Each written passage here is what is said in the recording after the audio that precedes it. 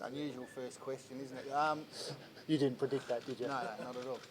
Look, we will fill a competitive side. We've got some great opportunities for young players in our region, and we've played 13, 20-year-olds or less this year, 5 from the Peel region, and we're really looking forward to an exciting final series for Peel Thunder, the first one they've ever had, and we come into it in pretty good form, having won 8 of our last 10 games. Cam, you were at Fremantle yesterday. How did Yep. that discussion play out? I think it's been pretty widely documented in relation to there's 6 players that immediately won't play for Fremantle. There may be more. We have to wait. We wait and see over the next couple of days to see how that pans out. Can you give us what did you do with your reserves? Did you tell them not just to wait on Mad Monday?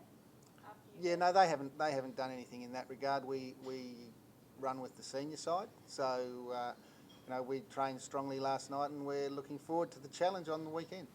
Is this part of the alignment? Sorry, is this the way you coach with all this effort in all year, and you get to the final, your first final as a club, and then some of your better players are getting ripped out playing for another? No, I don't think it's annoying. I think it's part of the alignment, and we recognise that in relation to the alignment, part of the reasons we've got to third on the ladder and won 13 games is that we've had a strong partnership, and this is part of that partnership. So again, I reiterate, we look forward to the weekend and we'll put in a strong effort. Does the alignment need to be fine-tuned? Are we still learning, getting our head around the alignment, and do you think it could be changed? No, I reckon it's unprecedented times, with the way that the finals have been set, and in relation to our clear goals are that we want to support Fremantle in their quest for an AFL premiership, and obviously we want to go deep into the finals ourselves as Peel Thunder. Cam, is it disappointing that obviously at a time when the club's playing its maiden final that this is the talk though and not celebrating the fact that how far Peel have come? I think the word disappointing gets bandied around all the time. We're pretty excited in being in our first final for the series for 19 years, and again I reiterate, we look forward to going pretty deep into the finals. Is there anyone you're excited about giving a chance to this week?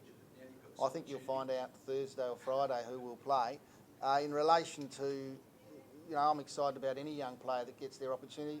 Really excited for the young players that have developed their games in at Peel Thunder who might get an opportunity at AFL level. So there's positives all along the way. Is there anyone who might debut in the final for you guys, the league side? Oh, very much so. How many do you think? Can't answer that yet. More than one? Possibly. 7. I don't know, Bill, how many it will be. No. Bill, how do you go about scouting a team or an opponent like this, given that it's just such different circumstances?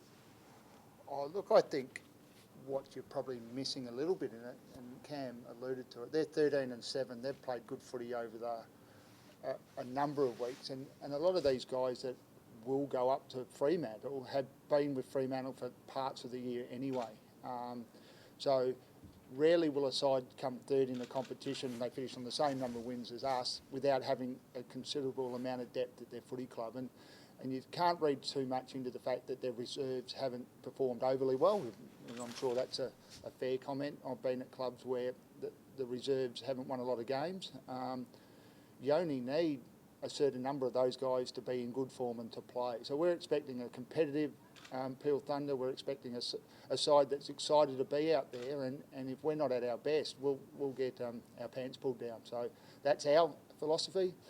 We can ask Cam and we can ask Fremantle until the cows come home how many are going to play and who doesn't. All I know is we're playing in a qualifying final and we need to be good, and I expect Cam would expect the same from his crew. Bill, do you give any of your players who are a bit sore a rest given these circumstances? Not this week. If you go back over our selection over a period of 3 or 4 weeks, we've probably done that, not en masse like, say, Fremantle will be this week, but we had 4 outs for our game last week. We had 2 or 3 the week before and 2 and 3 the week before that. We're in a unique position at West Perth. We've had that run of 8 uninterrupted games going into the finals. That happens every year. One club finishes the season without a bye in that 8-game period. So our planning for that started many weeks ago. We can't afford to rest 7, 8, 9 players at once. And resting's a strange term.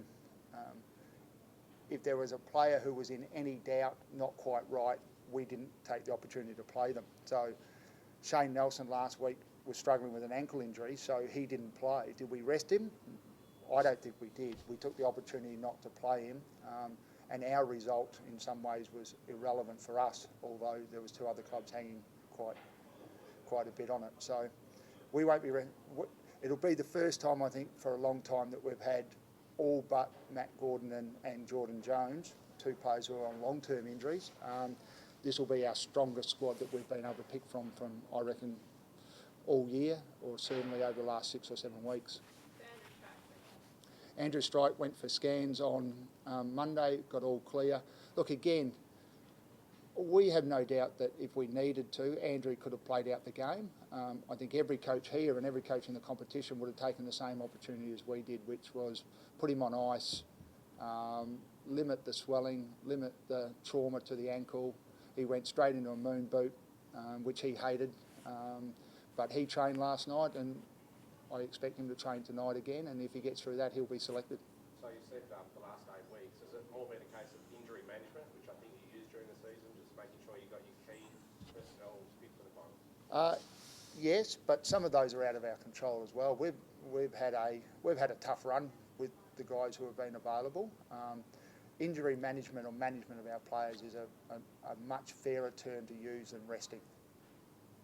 Rowan Kerr, given that potentially he was going to be out for the season with a back injury which is still needing surgery, seeing him come back in recent weeks and do so well, he's a 2013 Premiership player, he started in that game, so I must be happy to have him available seemingly.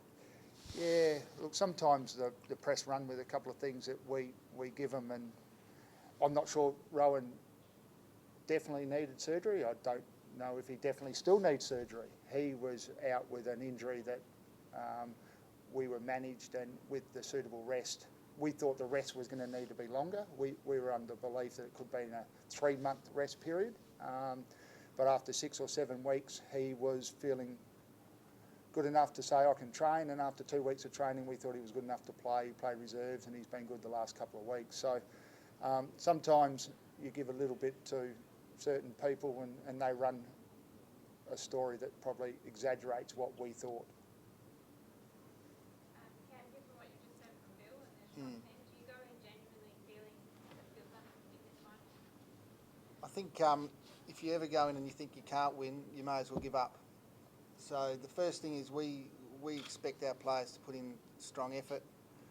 We're really excited for someone like Brendan Jones, who's played 219 WAFL games and he hasn't played in the final, and this will be his first final. So we're excited for him, excited for our young group, and really looking forward to our first finals campaign.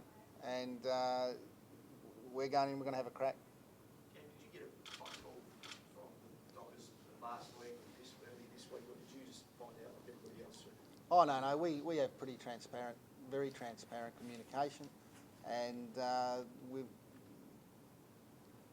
Chris Bond and myself and many at Fremantle, we've been discussing this issue since Sunday. Bill, I know you said that you don't start out, but do you have to guard against the players mentally switching off a little bit, given these unprecedented circumstances? Well, everyone keeps saying they're unprecedented circumstances. I don't know. We're playing a qualifying final against an opposition who won the same number of games as us. I don't see what's unprecedented about that. It's a final. If my players aren't switched on, don't want to perform at their very best, then we're in trouble. It's not really for me to tell them they have to concentrate. I'm expecting our players to pay respect to what it is, and it's a final. And whether Cam's got one AFL listed player or 22, our mindset will be exactly the same. And that's what I'm really confident of as a coach. I'm sure everyone else will be in the same boat. So the fact that the media say it's unprecedented, there's obviously a bit of a frenzy about it. That's not my doing. It's storm in a teacup for the West Perth Football Club. We are preparing like we would for any opponent this week. And the broadcast situation continues to bubble in the background. I think you said before, you and the players have not been that's not a decision for the coach or the players of the West Perth Football Club, you're asking the wrong person.